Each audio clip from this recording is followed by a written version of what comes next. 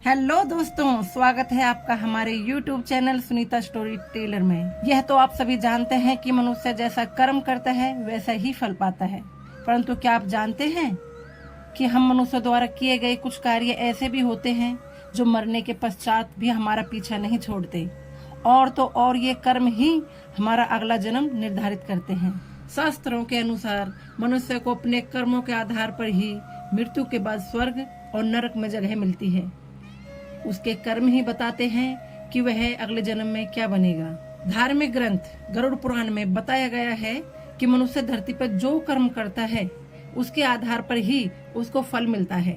इस पुराण में मनुष्य के कर्मों के लेखा जोखा बताया गया है। आमतौर पर हिंदू धर्म में गरुड़ पुराण किसी व्यक्ति की मृत्यु के बाद पढ़ा जाता है। इसके अनुसार व्यक्ति को अच्छे व बुरे कर्मों के आधार पर ही स्वर्ग व नरक में जगह मिलती है।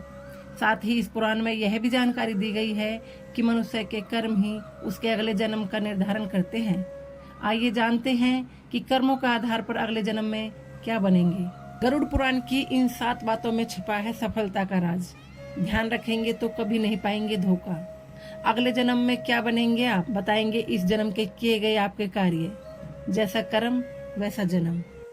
गरुड़ पुराण के अनुसार जो लोग महिलाओं का शोषण करते हैं वे अगले जन्म में भयानक रोग से पीड़ित होते हैं। इसके अलावा अप्राकृतिक रूप से संबंध बनाने वाले लोग अगले जन्म में नपुंसक बनते हैं। गरुड़ पुराण के मुताबिक जो व्यक्ति जीवन भर किसी को छल कपट और धोखा देता है वह व्यक्ति अगले जन्म में उल्लू बनता है। वहीं किसी की झूठी गवाही देने वाला मनुष्य अगले जन्म में अंधा बनकर पैदा होता है।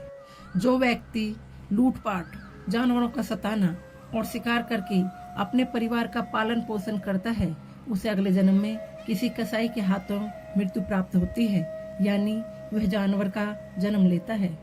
गरुड़ पुराण में बताया गया है कि जो व्यक्ति अपने माता पिता और भाई बहन को प्रताड़ित करता है उसे जन्म तो मिलता है लेकिन उसकी मृत्यु गर्भ में ही हो जाती है और वह धरती पर नहीं आता।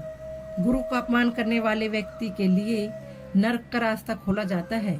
ऐसा व्यक्ति अगले जन्म में जल रहित वन में ब्रह्म राक्षस बनकर पैदा होता है। जो पुरुष महिलाओं की तरह आचरण रखते हैं या उनकी आदतें व स्वभाव में महिलाओं की झलक दिखती है तो ऐसे पुरुष अगले जन्म में स्त्री के रूप में आते हैं।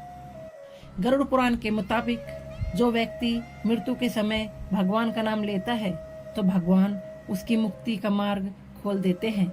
यही वजह है कि शास्त्रों में मरते समय राम नाम लेना महत्वपूर्ण बताया गया है। जो मनुष्य स्त्री की हत्या, गर्भपात या गाय की हत्या करता है वह अगले जन्म में मूर्ख और कुबड़ा बनकर पैदा होता है। तो दोस्तों, ये वो योनियां हैं जो मनुष्य को अपने किए हुए कर्मों के अनुसार मिलती है। इसलिए कहा जाता है कि यदि जीवन में आए हो तो कुछ अच्छे कर्म करो ताकि मरने के पश्चात उत्तम लोकों की प्राप्ति हो सके। तो दोस्तों, आज की वीडियो कैसी लगी कमेंट करके जरूर बताएं और ऐसी ही महत्वपूर्ण जानकारी के लिए हमारे चैनल को सब्सक्राइब करना ना भूलें। मिलते हैं अगली वीडियो में।